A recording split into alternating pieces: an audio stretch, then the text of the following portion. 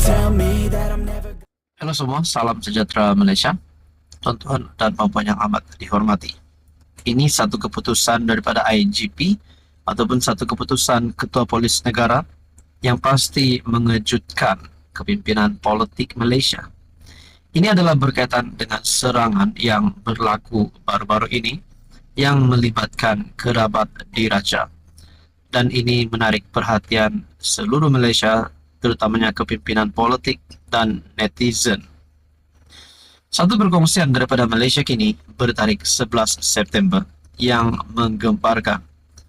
Kertas siasatan, kes serangan libatkan kerabat dihantar semula beberapa hari lagi. Polis sedang menyusun semula kertas siasatan berhubung kes serangan yang didakwa melibatkan seorang anggota kerabat diraja Pahang dan akan menyerahkannya semula dalam masa terdekat. Ketua Polis Negara Razaruddin Hussain Dipetik bernama berkata, polis telah menyerahkan kertas siasatan kepada Jabatan Peguam Negara, tetapi ia dipulangkan semula kepada polis untuk siasatan lanjut. Kertas siasatan itu telah dipulangkan untuk siasatan lanjut. Kita juga telah mengambil tindakan dan mungkin dalam tempoh 3 hingga 4 hari siasatan selesai dan kita akan serahkan semula untuk tindakan selanjutnya. Katanya pada sidang media di Ibu Pejabat Polis Kontingen Pahang di Kuantan. Malaysia kini melaporkan pekerja pembinaan jalan sebelum ini alias Awang 44 tahun mendakwa telah ditikam dan ditembak oleh sekumpulan 20 orang, termasuk seorang anggota kerabat di Raja Pahang. Kejadian itu didakwa berlaku di sebuah kandang kuda di Kuantan pada 6 Jun. Susulan laporan Malaysia kini, Tengku Mahkota Pahang Tengku Hassanal Ibrahim Alamsyah menitahkan polis menjalankan siasatan yang adil dan telus. Tengku Hassanal menegaskan ahli kerabat diraja juga tidak terkecuali daripada undang-undang. Malaysia kini masih belum menerima maklum balas daripada kerabat diraja yang didakwa terlibat dalam kes ini walaupun telah cuba menghubunginya. Nah, saudara-saudara, ini membuktikan ketelusan Tengku Hassanal di mana baginda menegaskan ahli kerabat diraja juga tidak terkecuali daripada undang-undang. Dan bagi saya, menurut keputusan Ketua Polis Negara ini pasti mengejutkan Istana Pahang, mengejutkan kepimpinan politik seluruh Malaysia. Tuan-tuan, apa komen anda? Sekian saja, teruskan bersama di dalam channel ini. Halo semua, salam sejahtera Malaysia. Selamat datang ke channel Fels Lifestyle. Saudara-saudara, dengan apa yang berlaku terhadap Tan Sri Muhyiddin Yassin, didakwa di bawah kes rasuah jana wibawa dan didakwa sekali lagi berkaitan dengan siasatan isu 3R. Nah, apa yang berlaku kepada Muhyiddin Yassin? Ini satu keputusan terkini berkaitan dengan 4 pertuduhan jana wibawa ke atas Muhyiddin. Dikongsikan melalui artikel Harapan Daily bertarikh 11 September. Ini pasti satu berita buruk untuk Muhyiddin Yassin, untuk Bersatu dan untuk Perikatan Nasional. 4 pertuduhan jana wibawa ke atas Muhyiddin kekal.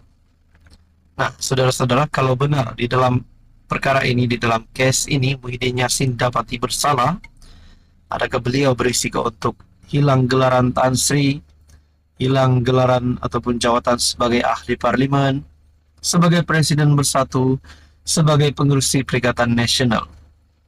Karena ini menjadi satu contoh yang tidak baik untuk bagi seseorang pemimpin yang pernah menjadi Perdana Menteri. 4 pertuduhan salah guna kuasa berkaitan program jana wibawa ke atas mantan Perdana Menteri Tan Sri Muhyiddin Yassin dikekalkan oleh Mahkamah Rayuan. 4 pertuduhan ini membabitkan salah guna wang bernilai Rm232,5 juta. Panel Mahkamah Rayuan telah menolak permohonan semakan keputusan awal dan telah mengembalikan semula pertuduhan jenayah.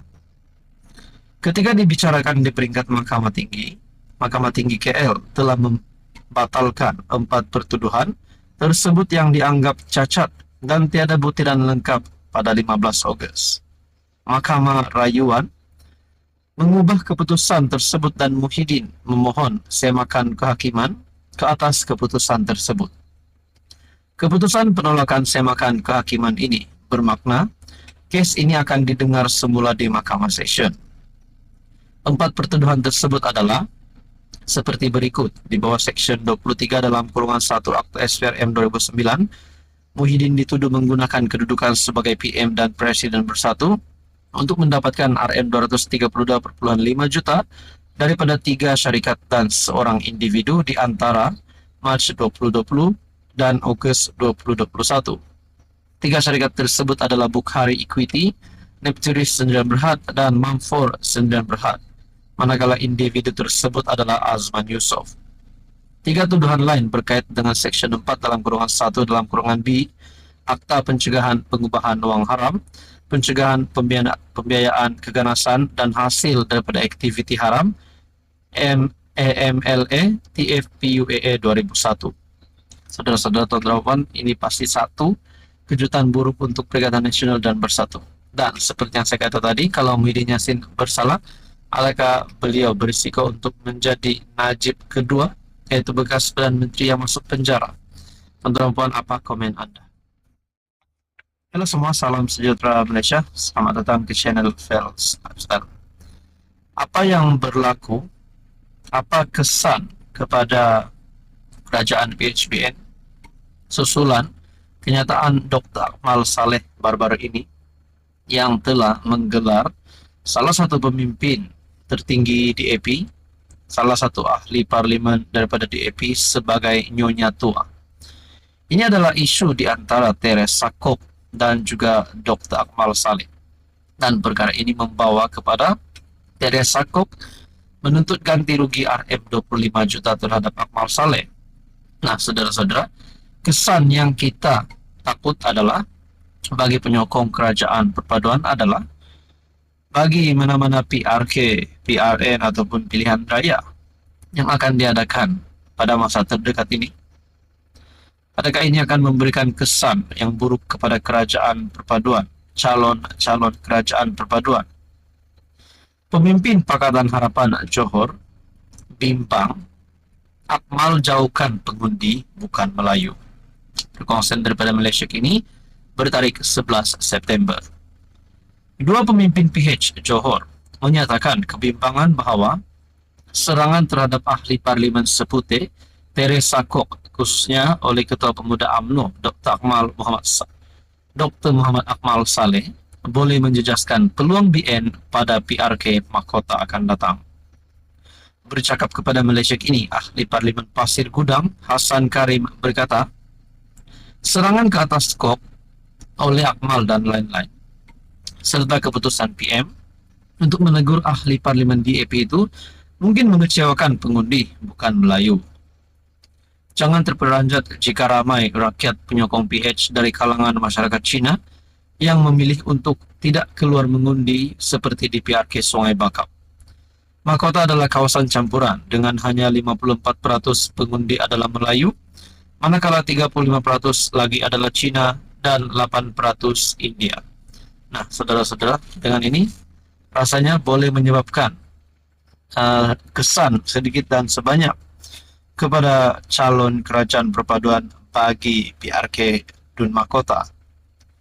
Sebelum ini dalam PRK Sungai Bakap, peratusan keluar mengundi Cina adalah lebih rendah daripada jangkaan dan dilihat sebagai undi protes terhadap kerajaan Madani dan kecenderungan Anwar menarik pengundi Melayu dan mengorbankan penyokong bukan Melayu mereka. Kok baru-baru ini menjadi sasaran kecaman selepas dia mengkritik cadangan mewajibkan pensijilan halal bagi semua kedai makan dan perniagaan makanan yang tidak menjual daging babi atau alkohol. Saudara-saudara, kalau benarlah kenyataan Akmal ini menjadi virus di dalam kerajaan, mungkin ada yang kata pecat saja Akmal, mungkin ada yang kata humban saja, buang saja Akmal daripada kerajaan perpaduan. Kerana kalau ini benar berisiko untuk menjauhkan pengundi bukan Melayu, kenapa nak jaga? Nah, saudara-saudara, itu menjadi persoalan. Apa komen Anda?